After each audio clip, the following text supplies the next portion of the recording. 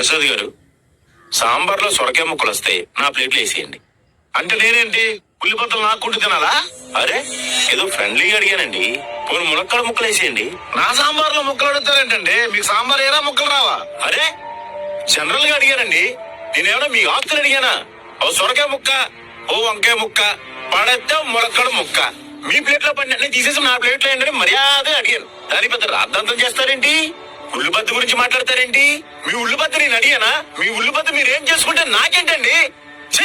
మనిషి అన్న తర్వాత కొంచెం మానవత్వం ఉండాలి. మానవత్వం గురించి మాట్లాడే పండ్ల సీజన్ లో బంగినపల్లి మామిడి పండు అంటే అందరికీ బాగా ఇష్టం.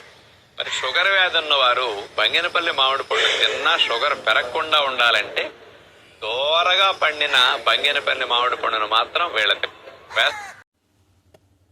ఉన్నన్నాళ్ళు శాంతి లేదు, పోయేనాడు ఏమి రాదు, యాతన ఎందుకురా జీవా, వేదన ఎందుకురా జీవా, ఎన్ని నాళ్ళు ఈ మోహమురా, ఎన్ని నాళ్ళు ఈ దుఃఖమురా, ఆత్మజ్ఞానం తెలుసుకోవే